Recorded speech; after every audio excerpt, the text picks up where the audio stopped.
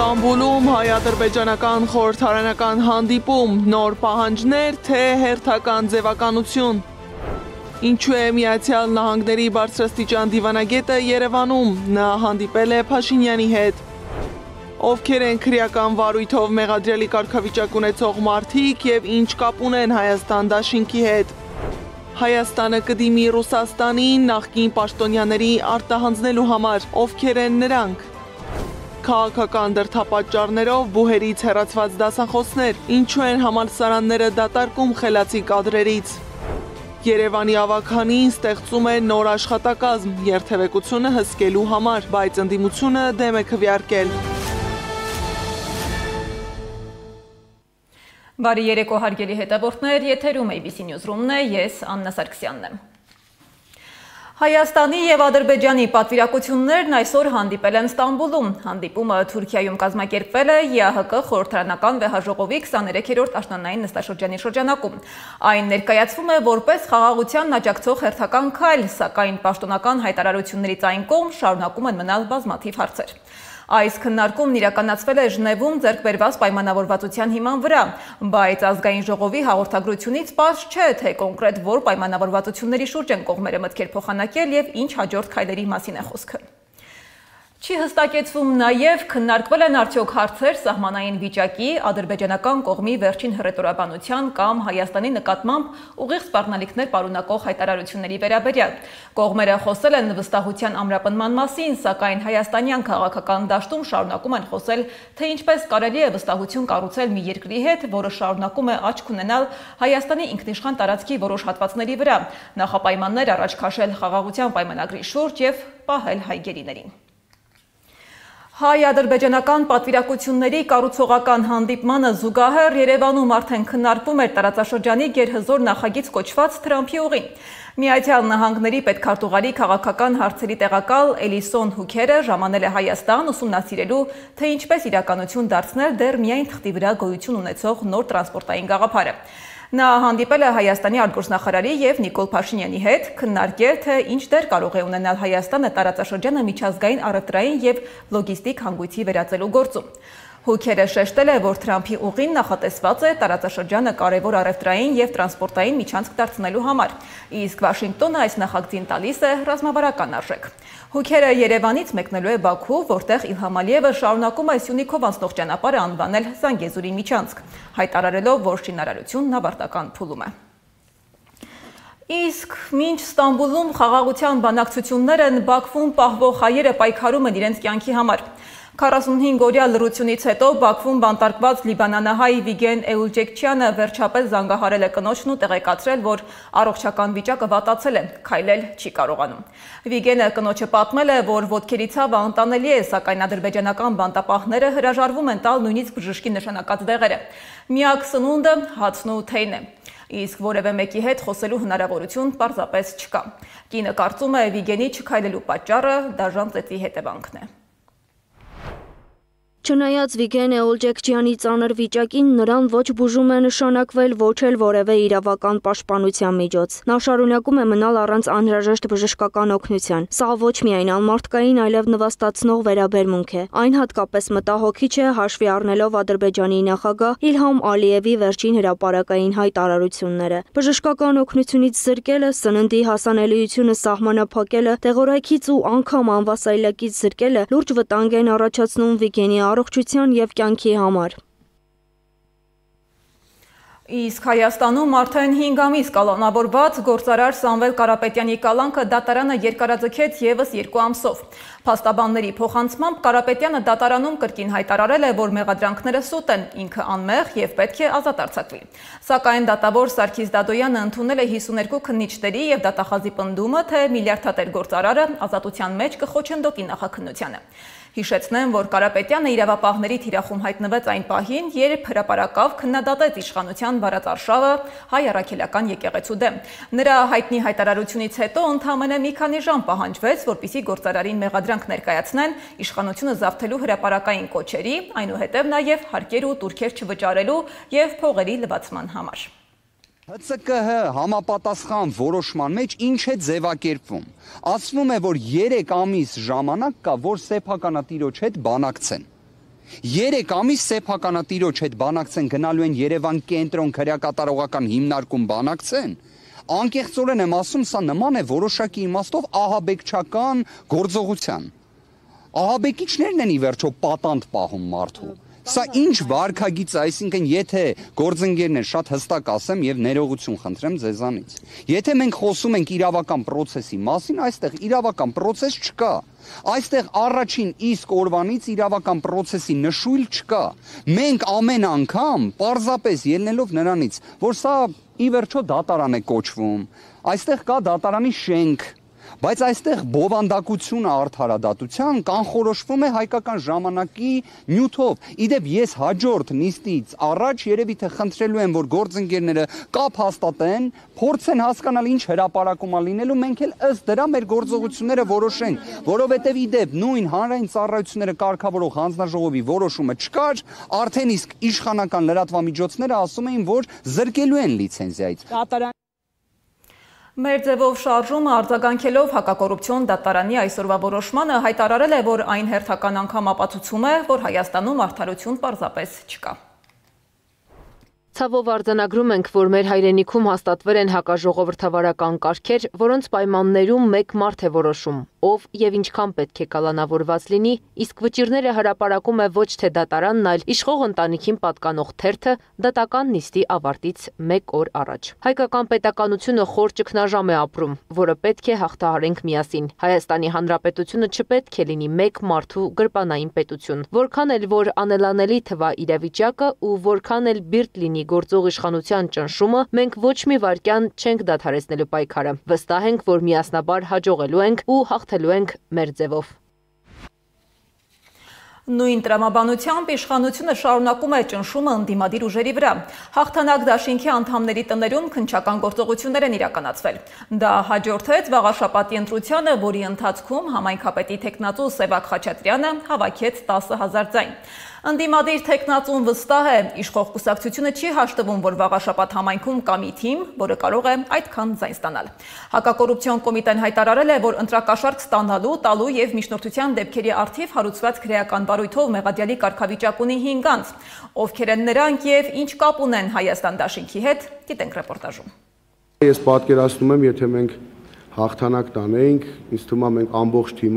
ամբողջ թիմով լինելու ենք կալանավայրերում, ամբողջ թիմով լինելու ենք բանտերում։ Նոյեմբերի 17-ին վաղաշաբաթի ավականու ընտրության հաջորդ օրը ձերբակալել են հաղթանակ դաշինքի անդամներին ու կողմնակիցներին։ 10 մարդ են ձերբակալել, որոնցից 3-ն ավականու ցուցակում կան։ Սևակ Խաչատրյանի խոսքով մյուսներին չի էլ ճանաչում։ Ինչ-որ ընտրակաշառք առաջարկելու ընտրության ընթացքը խախտելու sense ինչ-որ քրեական գործ է, անկեղծ ասած քրեական գործին ես ինքս լավ ծանոթ չեմ, որ փաստաբաններն են զբաղվում դրանով, փաստաբանները հայտարարությամբ հանդես կգան, բայց վստահ եմ, որ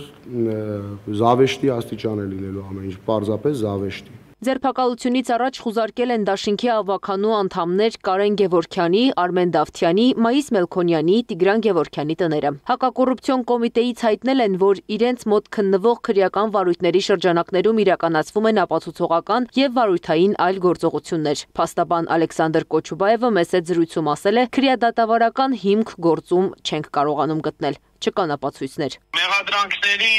ֆորմալ կողմը ապահովել են գաղտնալսումները, որտեղ մարդիկ իրենց մերձավորների, բարեկամների հետ ունենում են կենցաղային բնույթի խոսակցություններ, առհասարակ ընտրության ելք, հստակ ընտրություններին հստակ օրինակ հավաքագրում կամ հստակ կաշառքի, ընտրակաշառքի խոսքման մենք այդպես ընդգծված էպիզոդ չունենք։ Սրա մասին է նաև շատ պարզ վկայում այն իրողությունը, որ հակակոռուպցիոն կոմիտեն անգամ դատարաններ կալանքի միջնորդություններ չի ներկայացրել։ Սևակ Խաչատրյանի խոսքով խուզարկությունները, հարուցված գործերը քաղաքական ենթատեքստ ունեն։ Չեն կարողանում հիմա համակերպվել, որ կա մարդիկ, կա թիմ, ով ասելիք ուներ վաղաշաբաթուն ու 10,000-ից ավել ձայն է հավաքել, մոտ 32,000։ Իրենք նաև վտանգ են տեսնում, որ 5 ամիս հետո ազգային ժողովի ընտրությունների ժամանակ այս համայնքում կան հետևյալ թիմն ունեցող, այսքան ձայն ունեցող ընդդիմադիրներ, որը իրենց շատ մեծ Այսինքն իրենք դրանից վնաս են տեսնում։ Վաղաշապատի ավականու ընտրության նախնական արդյունքների համաձայն քաղաքացիական պայմանագիր կուսակցությունը ստացել է 15298 քվ, հաղթանակ դաշինքը 10051։ Հաղթանակ դաշինքը որոշել է վերցնել 12 մանդատն ու որպես ընդդիմադիր ուժ գործել Վաղաշապատում։ Անի Աբախյան, Գեղամ Ղազարյան, ABC Media։ Հայաստանի գլխավոր դատախազությունը պատրաստվում է դիմել Ռուսաստանին, Հայաստանի նախկին գլխավոր դատախազ Գևորգ Կոստանյանին և մարտի 1-ի գործի հետ կապված քննչական խմբի ղեկավար Վահագն Հարությունյանին արտահանձնելու համար։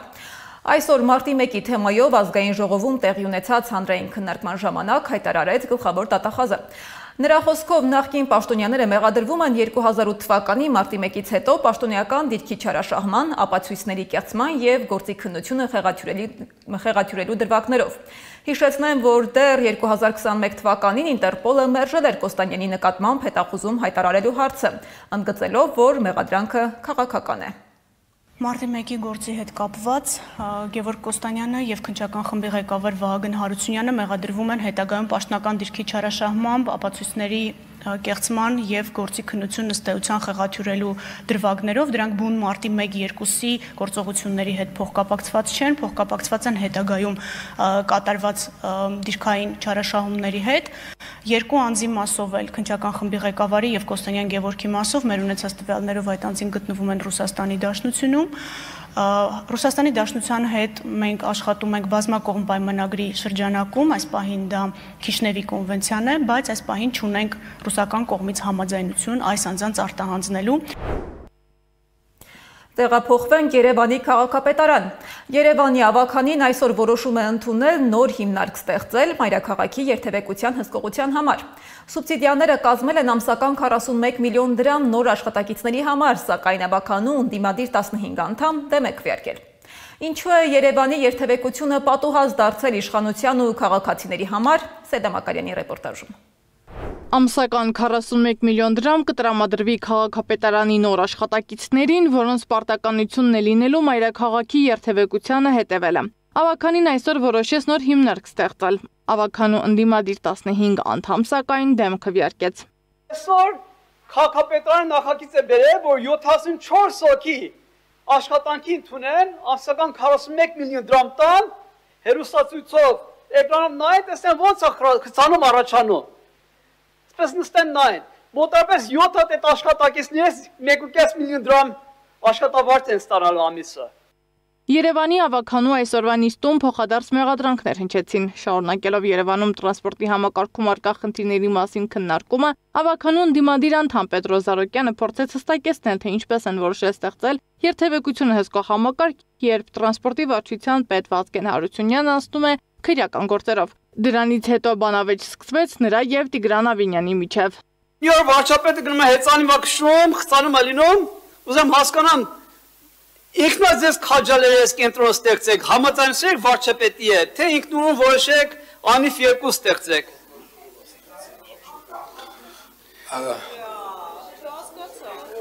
Պարոն Զարոկյան, ես անկեղծ ասած դուք Ես վարչապետին, ես քաղաքապետին եմ ասում, Կարմիր գծերի հետ չէ։ Ես չգիտեմ, դուք կարող եք այս դահլիճից դուրս մարդկանց էլ կարող եք գնեք Ման Գրիգորյան, մի րոպե էլի։ Նախ հարց զեկուցող են, երկրորդ երբ որ հարց եք տալի, խնդրում եմ հարցի վերաբերյալ, քննարկվող հարցի վերաբերյալ հարց տալ։ Ֆանտազիաները ձեր, չգիտեմ, կոմպլեքսները, չգիտեմ, որևէ մի բան, որը որ կապ չունի հարցի հետ, Ջորջ ջան, այդ թատերական ներկայացման համար կունենաք ելույթ եկեք ազատ, այս անգամ թողելու եմ, ինչ ուզում եք խոսացեք։ Զարոկյան Ավինյան բանավեճից հետո խոսափողն ու հարցեր ուղղելու հնարավորությունը տրվեց ավականու մյուս անդամներին։ Այս դեպքում ևս բանավեճերից ու փոխադարձ մեղադրանքներից զերծ մնալ չհաջողվեց։ Մասնավորապես Մեսրոպ Մանուկյանը Տիգրան Ավինյանին հրավիրեց իր TikTok-ի էջ պոպկորնով նայելու, թե ինչպես է վերջինս խաբել երևանցիներին։ Երեկոյան ձեզ ցույց կտամ։ TikTok-ը նստեք, պոպկորնով նայեք, բայց տնեցիների հետ չնայեք, կարող է ձեր դուրը չգա, դուք ձեր բաբլի մեջ, ձեր ժողովրդի մեջ նստեք ու նայեք, տեսեք, թե ոնց եք ասել ու խաբել այգիները։ Չեմ տեսել, որ օրինակի համար 40-ամյակի այգին ձեր ընտանիքներով գնաք զբոսնեք։ Այս վերջում էլ պարզել եմ, որ Մերգելյանի այգին դուք չեք սարքել։ Այդքան որ գլուխ եք գովում, մենք ենք սարքել, դուք չեք սարքել։ Մասնավորն է սարքել, տիկին, տեղդ նստի լսի միջև չեմ խանգարում քեզ։ Ավագանում մյուս անդամը Սամվել Հակոբյանը որոշել էր կառուցողական խորհուրդներ տալ քաղաքային իշխանությանը խցանումները քչացնելու համար։ Հակոբյանին սակայն բարկացրել էր, որ ավագանու նիստերը ամիսը մեկ անգամ են տեղի ունենում մեծամասամբ չզեկուցվող օրակարգով։ Խցանումները ուզում եք պակասի, դատախազության այդ սաղ ժողովրդին տարեք, չգիտեմ, Բանգլադեշն է կզարգանա։ Նալբանդյան փողոցի վրա, այդ փողոցի վրա որ այդ ԱԱԾ եւ այլն կա, տարեք քաղաքից դուրս կամ քաղաքից այրամաս, նայեք ոնց երթևեկությունը կլավանա։ Ինչ տարբերություն, պարտադիր պետք է քաղաքի կենտրոնում, մարդկանց գլխին գործեր կարեն։ Քաղաքային իշխանության ներկայացուցիչներն էլ ընդդիմադիրների քննադատություններին ի պատասխան նրանց ելույթները որակեցին որպես ներկայացում։ Ըստ նրանց ընդդիմությունը ստում է, բայց քաղաքացիները կուլ չեն տալիս այդ խայծը։ Որպես ապացույց նորից հիշեցին վաղարշապատի ընտրությունը։ Մեր քաղաքացիները այլ բան են տեսնում եւ համապատասխան արձագանք տալիս են, ինչը որ մենք վերջերս տեսանք վաղարշապատում, ովքեր դուք ինչ չպիտի ասեք, ես ինչից խոսեմ։ Լռություն։ Չպիտի ասեք, ես ինչից խոսեմ։ Լռություն։ Ամեն անգամ լռություն, շարունակեք դեպի ես արձագանքում եմ ձեր եւ մոտեցեք բուն նախագծին։ Ես արձագանքում եմ ձեր ասածներին, խոսեք ընդամենը կամ միայն խոսեք միայն նախագծից, արձագանքը կլինի միայն նախագծից։ Ավինյանն իր հերթին թեժացրեց բանավեճը, հայտարարելով, թե թույլ կտա ընդդիմադիրներին ամբիոնի մոտ ճվճվալ։ Սա դուր չեկավ ընդդիմությանը։ Երբ որ ինչ-որ բան ասում եք, միշտ նկատի ունեցեք, որ այդ բումերանգով ձեր դեմ կարա գա։ Երբ որ պարոն Ավինյանն ասում է գան ամբիոնի մոտ ճղճղան բան, այդ ճղճղացող մարդ կա, տարբեր տարիներին ամբիոնի մոտ ճղճղացել է, թե երբ որ ընդդիմադիր էր եւ թե իշխանավոր է, ու մենք շատ կորուստներ ունենք այդ ճղճղացող մարդու անձինս Նիկոլ Փաշինյանի շնորհիվ։ Ինչորից է առաջարկում եմ կոռեկտություն պահեք։ Երևանի ավագանու նիստը տևեց 5 ժամ, որի ընթացքում փոխադարձ մեղադրանքներից բացի միայն մեկ որոշում կայացվեց։ Տրանսպորտային երթևեկությունը հսկող աշխատակիցների աշխատավարձը սահմանել մոտ 1.5 միլիոն դրամ։ Սեդա Մակարյան, Նոնա Գևորգյան, ABC Media։ Երթևեկության խնդրից շատ ավելի կարևոր խնդիր է Հայաստանի բուհերի կադրային ջարդը,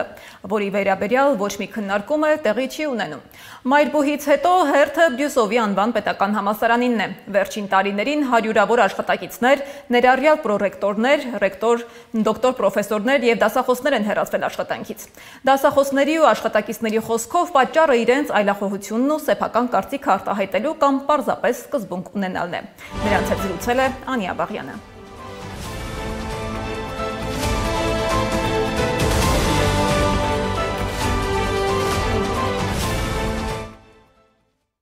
Ադմինիստրատիվ աշխատանք կատարողներ։ Բրյուսովի անվան պետական համալսարանից հեռացված պրոռեկտոր Ցոլակ Ակոպյանն է հայտնում. Ինչու են դասախոսներին հեռացնում բուհից կամ չեն շարունակում պայմանագրեր ստորագրել։ Բուհից դասախոսները հեռացվում են այլախոհության, սկզբունք ունենալու, սեփական կարծիքն ասելու համար, փաստում են դասախոսները։ Ամեն ինչ անում էին, որ փորձեին ազատվեին րոպե առաջ, որովհետև իրենց համար սկզբունքային աշխատող փաստացի պետք չի, դա վստահ եմ ասում։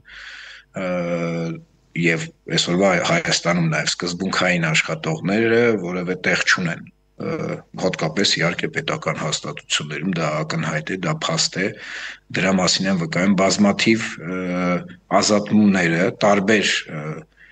տարբեր ուղղություններով, տարբեր ճանապարհներով։ Բուհում աշակերտներին առաջարկում են թեզերի, հետազոտությունների թեմաներ, որոնք խորթ են նրանց։ Հայանպաստ մտածելակերպի զարգացմանը չեն նպաստում, ասում է Ցոլակ Ակոպյանը։ Նրան տեղեկություններն ուսանողներն են փոխանցում, որ մտահոգված են բուհի ճակատագրով։ Այն միջավայրը, որը սրտ տիրում է բուհերում ցավոք սրտի հարիր չի բուհական համակարգին, ժողովրդավարական հասարակությանը, մարդիկ ազատ խոսքի համար պատժվում են։ Իր հեռացման համար Ցոլակ Ակոպյանը դիմել էր դատարան, շահել դատն իր հեռացման հրամանը ապօրինի լինելու եզրակացությամբ։ Քաղաքական չափաբաժինը մեծ է այս գործընթացում, որն իրականացվում է նաև Մայրբուհում պետական համալսարանում։ Կադրային ջարդ է, որը լուծում է տգետ հասարակություն ունենալու խնդիրը, կարծում են զրուցակիցներս։ Խելամիտ մարդիկ տանում են համալսարան,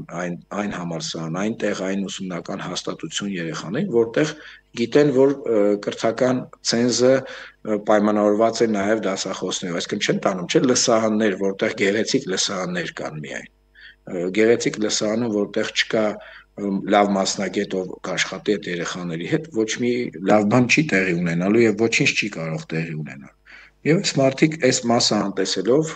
նույնիսկ այն երկրորդն էլ չեն անում, հա, այսինքն այստեղ եւ բովանդակային առումով ես միայն իմ ղեկավարած ամբիոնի մասով օրինակ կարող եմ ասել ինչ ահավոր բաներ են տեղի ունեցել։ Կրճատումներ, բովանդակային, անգրագետ ուղղակի բովանդակային նաև փոփոխություններ։ Համալսարանի աշխատակազմը մի քանի անգամ բաց նամակներ է տարածել լրատվամիջոցների միջոցով, ուշադրություն հրավիրելով բուհի ներսում կատարվող նրանց որակմամբ խայտառակությանը։ Հերթական նամակում աշխատակիցները նշում են, որ համալսարանը վերջին տարիներին վերածվել է ոչ թե գիտելիքի, այլ գործազրկություն եւ նվաստացում արտադրող կառույցի, որտեղ իշխանությունը բռնազավթված գյուրջինյանական կլանը վարել է իսկական բռնապետական քաղաքականություն։ 100-ից ավելի աշխատակիցներ բազմամյա փորձով, հեղինակությամբ ու նվիրումով ապօրինաբար հեռացվել են աշխատանքից։ Այդ մաքրման հիմնական գործիքը եղել է պրոռեկտոր Գևորգ Հակոբյանը, Գյուրջինյանի ամենահավատարիմ վիշիբալան։ Նա իր աշխատասենյակում հերթով կանչում էր մարդկանց, սկզբում համոզելով, հետո բացահայտ սպառնալով, խաբեությամբ ու շանտաժ անելով։ Նրա մեթոդները պարզ էին՝ կամ կհեռանաս քո կամքով, քո դիմումի համաձայն, կամ կհեռացնենք այնպես, որ Հայաստանում այլևս աշխատանք չգտնես։ Նրանք, ովքեր դեռ չեն ենթարկվում այդ սադրանքներին, ենթարկվում են աշխատանքային հետապնդման իրենց վերադասների կողմից։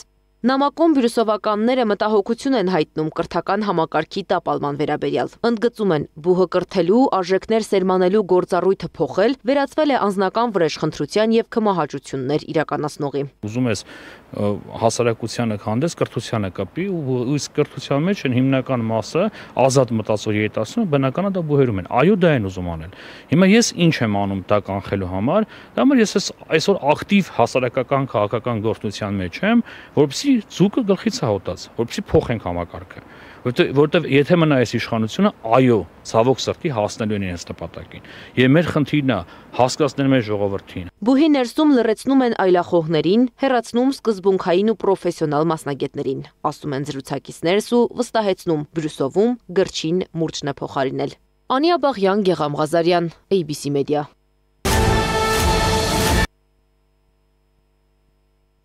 Վրաստանի երրորդ նախագահ Սաակաշվիլիին արտահանձնելու շանսեր չկան, հայտարարել է Վրաստանի վարչապետ Իրակլի Կոբախիձեն, արձագանքելով ուկրաինական կողմի կոչերին, նախկին նախագահին Կիև տեղափոխելու վերաբերյալ։ Ավելի վաղ Սաակաշվիլին, որը գտնվում է վրացական բանտում, դիմել է Ուկրաինայի նախագահ Վլադիմիր Զելենսկիին, խնդրելով իրեն ընդգրկել ռազմագերիների ցուցակում։ ԱՄՆ նախագահ Դոնալդ Թրամփը իր աջակցությունն է հայտնել կոնգրեսի անդամների առաջարկած օրինագծին, որը պատժամիջոցներ է նախատեսում Ռուսաստանի հետ բիզնես կամ առևտուր վարող երկրների նկատմամբ։ Թրամփն ընդգծել է, որ Իրանը կարող է լինել նման միջոցառումների ենթակա երկրների շարքում։ Թրամփը նաև հայտարարել է, որ չի բացառում Վենեսուելայում ցամաքային ռազմական գործողության անցկացումը, նշելով, որ Միացյալ Նահանգները պետք է հոգ տանի Վենեսուելայի մասին։ Իսկ մինչ Ռուսաստանը եւ Միացյալ Նահանգները դեռևս պահպանում են զենքի վերահսկողության հարցում որոշ սահմանափակումներ, Չինաստանն աննկատ, բայց արագ առաջընթաց է գրանցում։ Ըստ շրջանառվող լուրերի, Չինաստանը 2030-ականների կեսերին կհասնի Միացյալ Նահանգների հետ մոտավորապես նույն հավասարության տեղակայված միջուկային մարտագլխիկների քանակով։ Այս ժամի համար առանձնացրել էինք այսքանը, շարունակեք հետևել մեր հրապարակումներին, բաց չթողնելու համար ամենակարևոր ու թարմ լուրերը։ ABC լուրերի հաջորդ թողարկումը ժամը 21-ին է։